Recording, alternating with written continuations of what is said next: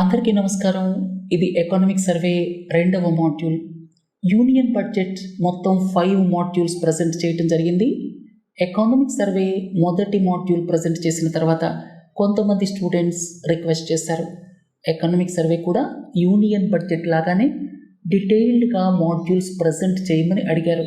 వాళ్ళ రిక్వెస్ట్ని దృష్టిలో పెట్టుకొని ఎకనామిక్ సర్వే కూడా మొత్తం 5 మాడ్యూల్స్ ప్రజెంట్ చేస్తున్నాను. మొదటి మాడ్యూల్లో ఎకనామిక్ సర్వేకి సంబంధించినటువంటి ఓవర్ వ్యూ మీకు బ్రీఫ్గా ఎక్స్ప్లెయిన్ చేశాను. ఇక సెకండ్ మాడ్యూల్ నుంచి 5th మాడ్యూల్ దాకా ఒక్కొక్క ఐటెం తీసుకొని మీకు అవసరమైనంత వరకు ఎక్స్ప్లెయిన్ చేస్తాను. యూనియన్ బడ్జెట్కి సంబంధించి 9 ప్రయారిటీస్ మనం డీటెయిల్గా నేర్చుకున్నాం. ఇక 6 కీ ఏరియాస్ ఇక్కడ ఎకనామిక్ సర్వేలో మెన్షన్ చేయబడ్డాయి. ఒకటి ఏంటంటే బూస్టింగ్ ప్రైవేట్ ఇన్వెస్ట్మెంట్. గత 2-3 సంవత్సరాల్లో మనం చూస్తే capital expenditure by the central government బాగా పెంచుకుంటూ వెళ్ళారు. GDP growth on an average 8% record అవటం జరిగింది. దానికి ప్రధాన కారణం కేంద్ర ప్రభుత్వం ఇచ్చినటువంటి క్యాపిటల్ ఎక్స్పెండిచర్ థ్రస్ట్.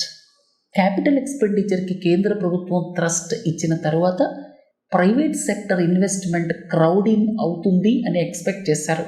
కానీ ఇంతవరకు ప్రైవేట్ సెక్టర్ క్యాపిటల్ ఫార్మేషన్లో అంటే ఇన్వెస్ట్మెంట్ ఎక్స్పెండిచర్లో అనుకున్న విధంగా ముందుకెళ్ళలేకపోతోంది. కాబట్టి ఎకనామిక్ సర్వే ఈ ప్రైవేట్ క్యాపిటల్ ఫార్మేషన్ అంటే ఇన్వెస్ట్మెంట్ ఎక్స్పెండిచర్ ఏదైతే ఉందో దాంట్లో ప్రైవేట్ సెక్టర్ యొక్క భాగస్వామ్యాన్ని పెంచాల్సిన అవసరాన్ని గుర్తు చేస్తోంది. ఎందుకంటే కేంద్ర ప్రభుత్వం ఎల్లకాలం క్యాపిటల్ ఎక్స్పెండిచర్కి థ్రస్ట్ ఇవ్వలేదు కదా, ప్రైవేట్ సెక్టర్ దాన్ని టేక్ ఓవర్ చేయాలి. దాన్నే క్రౌడింగ్ ఇన్ అంటాం. అది జరగటం లేదు. రెండోది expansion of MSMEs. Growth and expansion of MSMEs గురించి ప్రత్యేకంగా మెన్షన్ చేయడం జరిగింది.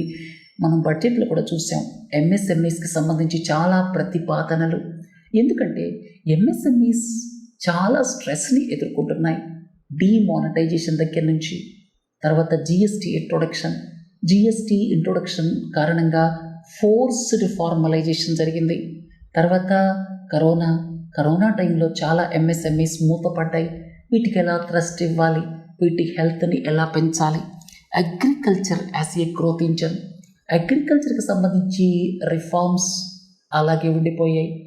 ల్యాండ్స్ రిఫార్మ్స్ కావచ్చు, అలాగే ఫార్మర్స్ ప్రొడ్యూసర్స్ ఆర్గనైజేషన్స్ ద్వారా ఈ చిన్న రైతుల్ని ఎమాల్గమేషన్ చేయటం గురించి కావచ్చు, అలాగే ఫుడ్ సెక్యూరిటీ నుంచి న్యూట్రిషన్ సెక్యూరిటీ వైపు మరల్చడం కావచ్చు, తర్వాత కన్సర్వేషన్ ఆఫ్ వాటర్ రిసోర్సెస్, అలాగే ప్రెషియస్ ఇన్పుట్స్ కావచ్చు. వీటిల్లో చేయాల్సింది చాలా ఉంది. తర్వాత ఎనర్జీ ట్రాన్సిషన్ని ఎలా ఫైనాన్సింగ్ చేయాలి. Coal based thermal power plants నుంచి మనం రెన్యూవబుల్ పవర్ వైపు వస్తున్నాం. అలాగే పెట్రోల్ వెహికల్స్ నుంచి ఎలక్ట్రిక్ వెహికల్స్ వైపు వస్తున్నాం. ఈ ట్రాన్సిషన్ జరుగుతుంది. అయితే ఈ ట్రాన్సిషన్కి సంబంధించిన ఫైనాన్సింగ్ అది ఒక ముఖ్యమైన అంశం అన్నమాట. తర్వాత ఎడ్యుకేషన్ ఎంప్లాయ్మెంట్ గ్యాప్. మీరు యూనియన్ బడ్జెట్ని గమనిస్తే ఎడ్యుకేషన్ ఎంప్లాయ్మెంట్ గ్యాప్కి సంబంధించి కూడా ప్రధానమంత్రి 5 ప్రయారిటీస్ అంటే ప్రధానమంత్రి ప్యాకేజ్ కింద 5 ప్రోగ్రామ్స్ ఇవ్వటం జరిగింది. అలాగే స్టేట్ కెపాసిటీని ఎలా పెంచాలి. స్టేట్ కెపాసిటీ విషయానికి వస్తే తమిళనాడు, కేరళ లాంటి రాష్ట్రాల్లో స్టేట్ కెపాసిటీ గణనీయంగా అభివృద్ధి చెందితే, అలాగే ఉత్తరాది రాష్ట్రాలు ఈస్టర్న్ స్టేట్స్ని తీసుకుంటే స్టేట్ కెపాసిటీ అంతగా అభివృద్ధి చెందలేదు. స్టేట్ కెపాసిటీ అభివృద్ధి చెందకపోతే ఏదైనా ప్రభుత్వం గ్రో అవ్వాలి అంటే అంత తేలిక కాదు. 2047 కల్లా వికసిత్ భారత్ గోల్ని రీచ్ అవ్వాలంటే అంత తేలికైన విషయం కాదు. అందుకే ఈ 6 కీ ఏరియాస్ని ఎకనామిక్ సర్వే ఐడెంటిఫై చేసింది. ఇక మోడరేట్ గ్రోత్ రేట్ 6.5 నుంచి 7% ఉంటుంది ఈ సంవత్సరం అని ఐడెంటిఫై చేశారు, అంటే ఎక్స్పెక్ట్ చేస్తున్నారు. ఎందుకని moderate growth rate? Reserve bank of India ఏమో 7.2% అని చెప్పింది. కానీ ఎకనామిక్ సర్వేలో 6.5 to 7% అని చెప్పి ఒక మోడరేట్ టార్గెట్ ఇచ్చారు. అంటే మోడరేట్గా ఇంత గ్రో అవ్వచ్చు అని చెప్పారు 2024-25 ఆర్థిక సంవత్సరంలో. దానికి కారణాలు ఏంటి? ఈ వాతావరణంలో వచ్చిన మార్పుల మూలంగా, క్లైమేట్ చేంజ్ మూలంగా క్లైమేట్ ఎక్స్ట్రీమిటీస్ మనం చూస్తున్నాం. ఒక్కోసారి కుండపోత వర్షపాతం, తర్వాత కొన్ని రోజులు అసలు వర్షాలే ఉండవు. ఇలాంటి వాటిని క్లైమేట్ వెగరీస్ అంటాం. స్పేషియల్ వేరియేషన్స్, టెంపోరల్ వేరియేషన్స్, వీటి మూలంగా మన అగ్రికల్చర్ సెక్టర్ ఎలా పెర్ఫామ్ చేస్తుంది అనే దాని మీద సందేహాలు ఉన్నాయి. Geo economic fragmentation, China versus west కారణంగా ఈ గ్లోబల్ సప్లై చైన్స్ ఇబ్బందుల్ని ఎదుర్కొంటున్నాయి. తర్వాత కొన్ని కాన్ఫ్లిక్ట్స్ ప్రొట్రాక్టెడ్, అంటే చాలా కాలం ఎక్స్పెక్ట్ చేసిన దానికంటే ఎక్కువ కాలం కొనసాగుతున్నాయి. రష్యా ఉక్రెయిన్ కాన్ఫ్లిక్ట్ ఆల్రెడీ 3వ సంవత్సరంలో ఉంది. రేపు అక్టోబర్ 7వ తేదీకి ఇజ్రాయెల్ గాజా స్ట్రిప్ కాన్ఫ్లిక్ట్ కూడా సంవత్సరం పూర్తి చేసుకుంటుంది. తర్వాత ఫైనాన్షియల్ మార్కెట్స్, డెవలప్డ్ వరల్డ్ అంటే అభివృద్ధి చెందిన దేశాల్లో ఫైనాన్షియల్ మార్కెట్స్, స్టాక్ మార్కెట్స్ ఏవైతే ఉన్నాయో అవి బాగా గ్రోయింగ్ స్టేజ్లో ఉన్నాయి. ఏదో ఒక రోజు అవి కొలాప్స్ కాక తప్పదు. కొలాప్స్ అయినప్పుడు వాటి స్పిన్ ఆఫ్ ఎఫెక్ట్స్ మన దేశం లాంటి దేశం మీద ఉంటాయి. తర్వాత చైనా నుంచి మనకి గూడ్స్, స్టీల్ అలాగే ఇతర గూడ్స్ చాలా తక్కువ ధరకి మన దేశానికి వాళ్ళు ఎక్స్పోర్ట్ చేస్తున్నారు. దాని మూలంగా డొమెస్టిక్ మ్యానుఫ్యాక్చరింగ్ సిస్టమ్ అఫెక్ట్ అవుతుందేమో అన్నటువంటి భయాందోళనలు ఉన్నాయి. అలాగే చైనా క్రిటికల్ ఎనర్జీ మినరల్స్కి సంబంధించి కూడా మోనోపొలీ ఉండటం ఇంకొకటి. తర్వాత ప్రైవేట్ సెక్టర్ క్యాపిటల్ ఫార్మేషన్ అంటే ఇన్వెస్ట్మెంట్ ఎక్స్పెండిచర్, అది అనుకున్న విధంగా రావటం లేదు. తర్వాత చైనాలో రియల్ ఎస్టేట్ సెక్టర్ స్లోడౌన్లో ఉంది.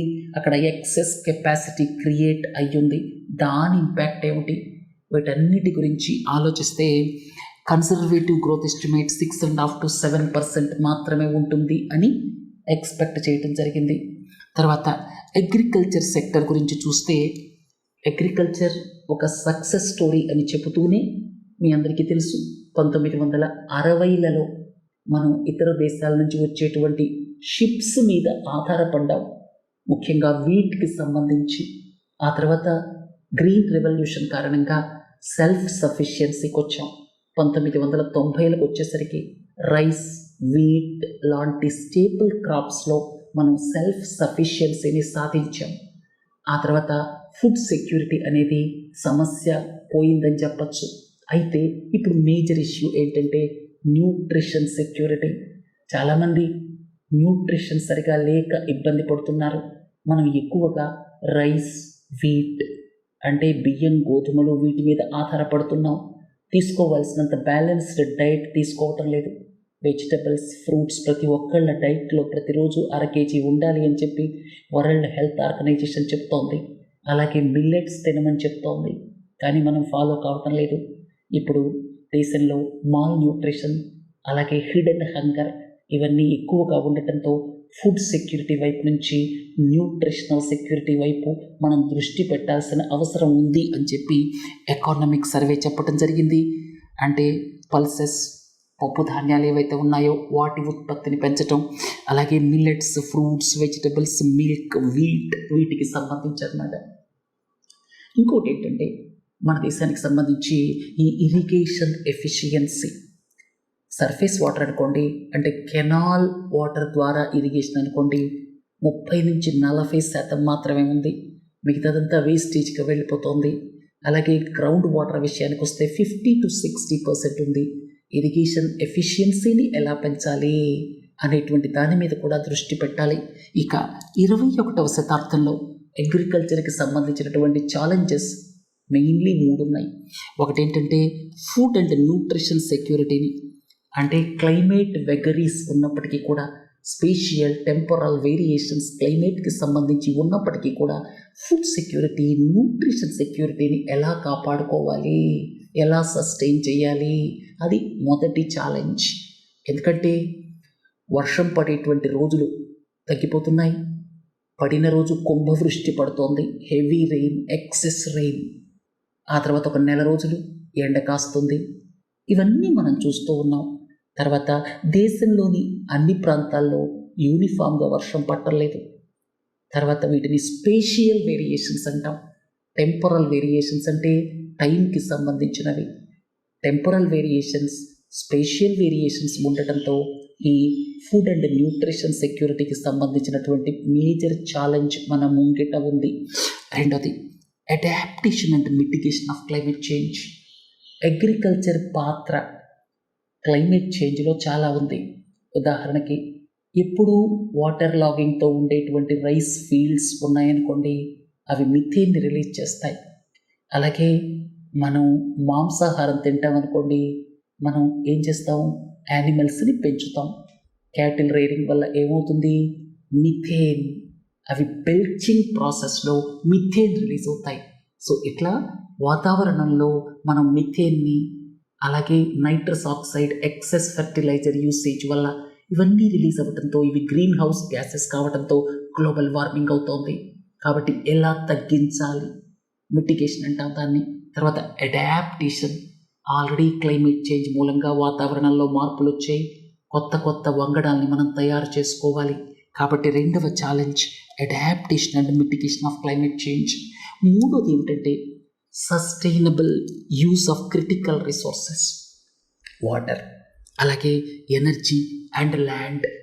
ఎలా ఎలక్ట్రిసిటీ యూసేజ్ని ఆప్టిమైజ్ చేయాలి. తర్వాత ఇంకోటి ఏంటంటే సాయిల్, ప్రెషియస్ సాయిల్ రిసోర్స్ని ఎలా కాపాడుకోవాలి. సాయిల్ విషయానికి వస్తే టాప్ లేయర్ చాలా ఇంపార్టెంట్ అనమాట. సాయిల్ ఆర్గానిక్ కార్బన్ అంటాం. సాయిల్ ఆర్గానిక్ కార్బన్ తగ్గిపోతోంది మన దేశంలో ఉన్నటువంటి అగ్రికల్చర్ సాయిల్స్లో. అది ఎందుకు జరుగుతుందంటే పూర్ అగ్రికల్చరల్ ప్రాక్టీసెస్ మూలంగా. అలాగే మనం వాటర్ని ప్రిజర్వ్ చేసుకోవాలి, వాటర్ కన్జర్వేషన్ మీద దృష్టి పెట్టాలి. రైతుల ఆలోచన ఏమో ఎక్కువ నీళ్లు వాడితే ఎక్కువ పంట పండుతుందని, అది కరెక్ట్ కాదు. అలాగే కెనాల్ ఇరిగేషన్ వాటర్ ఎఫిషియన్సీ కేవలం 30-40%, అలాగే ఫెర్టిలైజర్ యూజ్ ఎఫిషియన్సీ కూడా 33%. సో వీటన్నిటి మీద సీరియస్గా దృష్టి పెట్టాల్సిన అవసరం ఉంది. మన ఆహార ధాన్యాలు, ఫుడ్ గ్రెయిన్స్ దాదాపు 330 మిలియన్ టన్స్ ఉన్నాయి.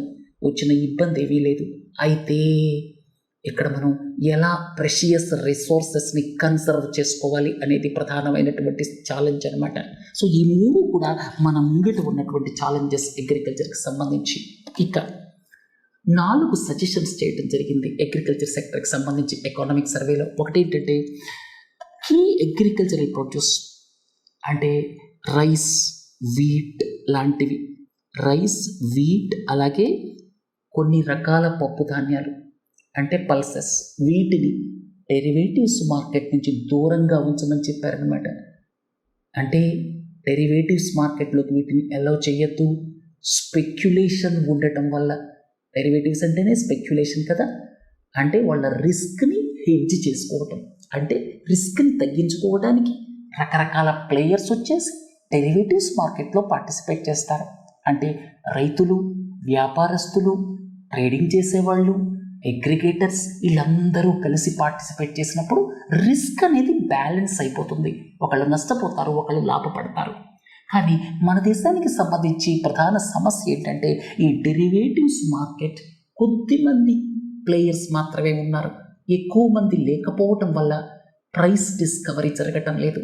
రెండోది ఎక్కువ డెప్త్ కూడా లేదు దానికి. అందుకని ఈ రైస్, వీట్, పల్సెస్ లాంటి వాటిని ఇందులో ఉంచటం వల్ల స్పెక్యులేషన్ మూలంగా ఒక్కొక్కసారి ఇన్ఫ్లేషన్ వస్తుంది. కాబట్టి మీరు కాటన్, బాస్మతి రైస్, స్పైసెస్, అలాగే ఈ ఆయిల్ సీడ్కి సంబంధించినటువంటి ఆయిల్ మీల్స్ ఇలాంటివి ఉంచండి. కానీ ఈ ఎసెన్షియల్గా అవసరమైనటువంటి స్టేపుల్స్ రైస్ కావచ్చు, వీట్ కావచ్చు, వీటిని ఉంచద్దు అని సజెషన్ ఇవ్వటం జరిగింది. ఎందుకంటే డెరివేటివ్స్ ట్రేడింగ్ అనేది చాలా రిస్క్తో కూడుకున్నటువంటిది, అంత డెప్త్ లేదు, రైతులు పార్టిసిపేట్ చేసేంత పెద్దాళ్ళు కాదు. అందరూ ప్లేయర్స్ పార్టిసిపేట్ చేస్తేనే అక్కడ ప్రైస్ డిస్కవరీ జరుగుతుంది. డెరివేటివ్స్ కాంట్రాక్ట్ ఒక రైతుకి, ఒక వ్యాపారస్తుడికి మధ్య మీ పంట చేతికొచ్చిన తర్వాత నేను క్వింటాల్ 2000 రూపాయలకి కొంటాను అని చెప్పి అగ్రిమెంట్ కుదుర్చుకున్నారనుకోండి, అది ఫ్యూచర్స్ కాంట్రాక్ట్ అవుతుంది. పంట చేతికొచ్చినప్పుడు మార్కెట్లో ఎంత రేటు ఉన్నా సరే ఆ ట్రేడర్ కొనాలి, రైతు ఆనర్ చేయాలి. అది ఫ్యూచర్స్ కాంట్రాక్ట్. అయితే ఇక్కడ సమస్య ఏంటంటే ఒక్కొక్కసారి ఈ ట్రేడర్ ఏమంటాడు, మీ ప్రోడక్ట్ సరైన క్వాలిటీ లేదు, నేను అనుకున్న క్వాలిటీ మీరు పండించలేదు అని చెప్పి ఏదో ఒక పితలాటకం పెట్టచ్చు. అలా పెట్టారనుకోండి ఈ రైతు నష్టపోతాడు. కాబట్టి స్టాండర్డైజ్డ్ ప్రోటోకాల్స్ ఫాలో అవ్వటం ఇండియన్ అగ్రికల్చర్ సెక్టర్లో కష్టం. రైతులు పాల్గొనటం లేదు. రైతులు చాలా చిన్నవాళ్ళు, పాల్గొనేంత వేరు విధల్వేళ్ళకి లేదు. తర్వాత అందరూ ప్లేయర్స్ పాల్గొంటేనే ఈ యొక్క ఫ్యూచర్స్ మార్కెట్ యొక్క ఏదైతే ఆశయం ఉందో అది నెరవేరుతుంది. కాబట్టి ఎసెన్షియల్ కమోడిటీస్ని దూరంగా ఉంచండి అని సజెషన్ ఇవ్వటం జరిగింది. ఇక రెండవ సజెషన్ ఫెర్టిలైజర్ సబ్సిడీకి సంబంధించి. ప్రస్తుతం ఫెర్టిలైజర్ సబ్సిడీ సిస్టమ్ ఏమిటి, రైతు సబ్సిడైజ్డ్ ప్రైస్ పే చేసి ఫెర్టిలైజర్ కొంటాడు. ఎన్ని బస్తాలు అమ్మారో దాని ప్రకారం ప్రభుత్వం ఫెర్టిలైజర్ కంపెనీకి సబ్సిడీ ఇస్తుంది. అది ప్రస్తుత సిస్టమ్. ఇందులో ఉన్నటువంటి డ్రాబ్యాక్స్ ఏమిటి, లిమిట్ లేదు. ఎకరం పొలం ఉన్న రైతు 10 బస్తాలు యూరియా కొనచ్చు, అడిగేవాళ్ళు లేరు. ల్యాండ్ రికార్డ్తో లింక్ లేదు, పంటతో లింక్ లేదు. చూడండి ఇక్కడ పిఓఎస్ డివైసెస్ ఏవైతే ఉన్నాయో పిఓఎస్ డివైసెస్కి వెళ్తారు, అక్కడ నుంచి ఫెర్టిలైజర్ కొంటారు. ఇది ల్యాండ్ రికార్డ్ డేటా తోటి లింక్ అయ్యలేదు. రెండోది ఫార్మర్, ఇక్కడ non verification of farmer, because fertiliser sales అనేటువంటివి ఆధార్ కార్డ్ బేస్ చేసుకొని అమ్ముతున్నారు, ఆధార్ నంబర్ ఫీడ్ చేసుకొని అమ్ముతున్నారు అంతే. ఇక్కడ నాన్ వెరిఫికేషన్ ఆఫ్ ఫార్మర్, దాంతో కొన్ని రకాల ఇండస్ట్రియల్ పర్పసెస్కి ఇది పక్కకి తరలి వెళ్ళిపోతూ ఉండొచ్చు. ఇంకోటి ఏంటంటే ఇక్కడ నాన్ అగ్రికల్చరల్ పర్పసెస్కి వెళ్ళడానికి అవకాశం ఉంది. తర్వాత క్వాంటిటీ లిమిట్ లేదు. తర్వాత సబ్సిడైజ్డ్ న్యూట్రియంట్స్ని ఎక్కువ వాడటం వల్ల హెల్త్ హజార్డ్స్ ఉన్నాయి. ఎక్కువ వాడితే ఎక్కువ పంట పండుతుందేమో అనుకుంటున్నారు. దాని మూలంగా నైట్రేట్ పొల్యూషన్, అలాగే ఆల్గల్ బ్లూమ్స్, సముద్రాల్లో ఈ నైట్రేట్స్ అన్నీ కూడా అక్కడికి లీచ్ అయిపోయి వెళ్ళిపోవటం వల్ల, అంటే పైనుంచి వాటర్తో పాటు వెళ్ళిపోవటం వల్ల, అలాగే గ్రౌండ్ వాటర్లోకి లీచ్ అవ్వటం వల్ల నైట్రేట్ పొల్యూషన్, దాని మూలంగా బ్లూ బేబీ సిండ్రోమ్, అలాగే నైట్రస్ ఆక్సైడ్. సో ఇలాంటి డిజాస్ట్రస్ కాన్సిక్వెన్సెస్ ఉన్నాయి. అందుకే ఎకనామిక్ సర్వేలో ఫెర్టిలైజర్ సబ్సిడీకి సంబంధించి ఒక సజెషన్ చేయడం జరిగింది. అదేంటంటే ఫెర్టిలైజర్ సబ్సిడీ ఇచ్చేటప్పుడు రైతుని కానీ, ఆ రైతు ఎవరికైతే కౌలుకి ఇచ్చారో వాళ్ళకి ఎన్ని ఎకరాల పొలం ఉంది, ఏ పంట వేస్తున్నారు, దీన్ని లింక్ చేసి ఇవ్వండి. తర్వాత కాలం గడిచే కొద్దీ సాయిల్ హెల్త్ కార్డుతో లింక్ చేయండి.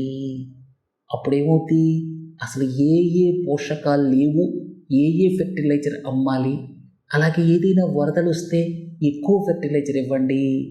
ఎన్డీఆర్ఎఫ్ ఎస్డీఆర్ఎఫ్ డేటాబేస్తో కూడా దాన్ని లింక్ చేయండి. రాబోయే కాలంలో ఈ రూపీ మెకానిజంని ఇంప్లిమెంట్ చేయండి. రైతు అవసరమైతే రైతుకి పలానా మిర్చి పండిస్తున్నారనుకోండి, ఈ రూపీ ద్వారా 10,000 రూపాయల ఫెర్టిలైజర్ సబ్సిడీ ఇచ్చేయండి. రైతు ఫెర్టిలైజర్ కొంటే ఆ సబ్సిడీ డిడక్ట్ అయిపోతుంది.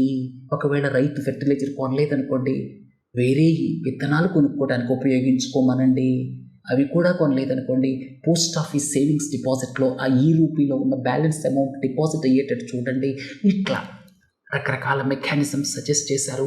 ఫర్టిలైజర్ సబ్సిడీకి సంబంధించి ఏవైతే రికమెండ్ చేశారో ఈ 3 స్లైడ్స్లో ఇవ్వటం జరిగింది. ఇది చాలా ముఖ్యమైనటువంటి సజెషన్. కానీ మన దేశంలో ఫార్మర్స్కి సంబంధించి ఏదైనా ఇంప్లిమెంట్ చేయాలంటే ప్రభుత్వాలు 10 సార్లు ఆలోచిస్తాయి.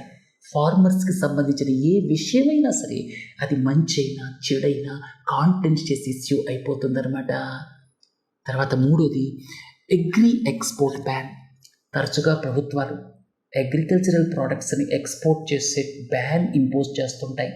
చూడండి, బయట ప్రపంచంలో షుగర్ ధర పెరిగిందనుకోండి, లేకపోతే రైస్ ధర పెరిగిందనుకోండి, వీట్ ధర పెరిగిందనుకోండి, ఇంకొక అగ్రికల్చరల్ కమోడిటీ ధర పెరిగిందనుకోండి, అప్పుడు ఎక్స్పోర్ట్స్ మన దేశం నుంచి పెరుగుతాయి. మన దేశంలో ఈ అవైలబిలిటీగా ఉండటానికి ఆ ప్రోడక్ట్ ఏం చేస్తున్నారు ప్రభుత్వాలు, ఎక్స్పోర్ట్ బ్యాన్ విధిస్తున్నారు.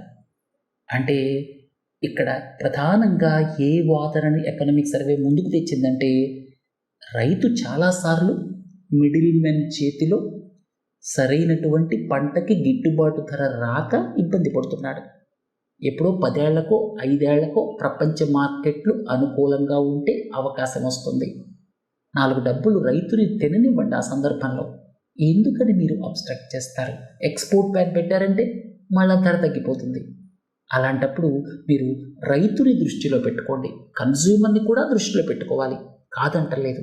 కానీ రైతుని కూడా దృష్టిలో పెట్టుకోండి. ఏదైనా ఒక ప్రోడక్ట్ ధర ప్రపంచ మార్కెట్లో పెరిగిందనుకోండి, ఎక్స్పోర్ట్స్ పెరిగాయి అనుకోండి, రైతుకి ఎక్కువ మిగులుతాయి. తప్పేముంది? రైతునే తినివ్వండి. చూడండి, ప్రజలు కూడా అలవాట్లు మార్చుకుంటారు. కందిపప్పు ఒకవేళ ఎక్స్పోర్ట్ అయ్యి వెళ్ళిపోయిందనుకోండి, దాని బదులు పెసరపప్పు తింటారు, లేకపోతే మినప్పప్పు తింటారు. ఒకవేళ షుగర్ ఎక్స్పోర్ట్ అయ్యి వెళ్ళిపోయిందనుకోండి, బెల్లం వాడుకుంటారు. ఇలాంటి ఆప్షన్స్, రకరకాల ఆప్షన్స్ కన్జ్యూమర్స్కి ఉంటాయి. మీరు ప్రతిసారి ఏదైనా సరే ఇంటర్నేషనల్ మార్కెట్లో ప్రైస్ పెరిగి ఎక్స్పోర్ట్ అయ్యేటప్పుడు మీరు బ్యాన్స్ ఎందుకు విధిస్తారు? అలా విధించడం వల్ల ఎప్పుడో వచ్చే అవకాశాన్ని రైతు కోల్పోతున్నాడు. కన్జ్యూమర్స్కి సంబంధించి కావాలంటే మీరు డైరెక్ట్ బెనిఫిట్ ట్రాన్స్ఫర్ చేయండి, సబ్సిడీ ఇవ్వండి, వాళ్ళే ఆల్టర్నేట్ ప్రోడక్ట్స్ యూజ్ చేసుకుంటారు. సడన్ ఎక్స్పోర్ట్ బ్యాన్స్ అనేవి రైతులకి కౌంటర్ ప్రొడక్టివ్గా పనిచేస్తున్నాయి అని చెప్పి ఇక్కడ అభిప్రాయపడటం జరిగింది. రెండోది ఇన్నోవేటివ్ వాటర్ మేనేజ్మెంట్. ఇక్కడ కొన్ని అధునాతనమైనటువంటి వాటర్ మేనేజ్మెంట్ సిస్టమ్స్ని, వెర్టికల్ ఫార్మింగ్ ఇన్ హైడ్రోపోనిక్స్, అలాగే ఫ్లడ్ వాటర్ స్టోరేజ్ ప్రాజెక్ట్ హంగరీలో వీటిని మెన్షన్ చేయడం జరిగింది. అలాగే మన దేశానికి సంబంధించి Narayanpur left bank canal system, అలాగే డైవర్షన్ బేస్డ్ ఇరిగేషన్ మధ్యప్రదేశ్, ఈ రెండు మెన్షన్ చేస్తూ ఇక్కడ ఏమేమి జరిగాయి చూడండి. ఇక్కడ నారాయణపూర్ లెఫ్ట్ బ్యాంక్ కెనాల్ సిస్టంలో ఆటోమేషన్ అంటే automated control of gates, solar powered integrated gates, communication, proper కమ్యూనికేషన్తో అనుసంధానం చేయటం వల్ల ఇక్కడ ఈ వాటర్ యొక్క యూసేజ్ ఆప్టిమైజ్ చేయబడింది అనమాట. అర్థమైంది కదా. తర్వాత డైవర్షన్ బేస్డ్ ఇరిగేషన్ సిస్టమ్, ఇక్కడ గ్రావిటీ ఉపయోగించి వాటర్ని డైవర్ట్ చేయడం జరిగింది. సో ఇట్లా రకరకాల అధునాతనమైనటువంటి అగ్రికల్చరల్ సిస్టమ్స్ని ఇక్కడ మెన్షన్ చేయడం జరిగింది వాటర్ యూసేజ్కి సంబంధించి. సో అగ్రికల్చర్కి సంబంధించినటువంటి రిఫార్మ్స్ ఏవైతే రికమెండ్ చేయబడ్డాయో, మొదటిదేమో డెరివేటివ్స్ ట్రేడ్కి సంబంధించి, ఇక్కడ కూడా మీకు డిస్క్రిప్టివ్ క్వశ్చన్ అడిగేటువంటి అవకాశం ఉంది. ఈ 2 స్లైడ్స్లో ఇంపార్టెంట్ పాయింట్స్ ఉన్నాయి. ఇష్యూ 3 అనమాట, ఇది ఎకనామిక్ సర్వేకి సంబంధించి. ఇష్యూ 4 తర్వాత ఇష్యూ ఏదైతే ఉందో, అంటే అగ్రికల్చర్ అన్నీ కూడా ఒక ఇష్యూ కింద తీసుకున్నాం. ఫెర్టిలైజర్ సబ్సిడీ ఏదైతే ఉందో, అంటే ఇక్కడ సెకండ్ పాయింట్ అనమాట, ఇది చాలా ఇంపార్టెంట్. ఫెర్టిలైజర్ రిఫార్మ్స్ తప్పకుండా తీసుకురావాలి. తర్వాత ఎక్స్పోర్ట్ బ్యాన్స్, దీని మీద డిఫరెన్స్ ఆఫ్ ఒపీనియన్ ఉంటుంది. ఎందుకంటే ఎక్స్పోర్ట్ బ్యాన్ విధించకపోతే మన దేశంలో ఆహార పదార్థాలు కానీ వేరియస్ అగ్రికల్చరల్ కమోడిటీస్ కానీ అందుబాటులో ఉండకపోవచ్చు. అప్పుడు మనం ఇబ్బంది పడతాం కదా అన్నటువంటి కౌంటర్ వ్యూ కూడా ఉండొచ్చు. కానీ ఎకనామిక్ సర్వేలో సాధ్యమైనంత వరకు ఎక్స్పోర్ట్ బ్యాన్స్ విధించకండి అని రికమెండ్ చేయడం జరిగింది. ఇక ఈ ఇన్నోవేటివ్ వాటర్ మేనేజ్మెంట్, ఇది కూడా డిస్క్రిప్టివ్ క్వశ్చన్కి సంబంధించి ఇంపార్టెంట్. నారాయణపూర్కి సంబంధించి కానీ లేకపోతే డైవర్షన్ బేస్డ్ ఇరిగేషన్ సిస్టమ్స్ కానీ మీరు ఇక్కడ కోట్ చేయొచ్చు అనమాట, ఏదైనా డిస్క్రిప్టివ్ టైప్ క్వశ్చన్కి ఆన్సర్ చేసేటప్పుడు. రెండవ మాడ్యూల్ ఇంతటితో ముగిద్దాం. 3, 4, 5 ఎకనామిక్ సర్వే, ఇంకా 3 మాడ్యూల్స్ ప్రజెంట్ చేస్తాను. నమస్తే.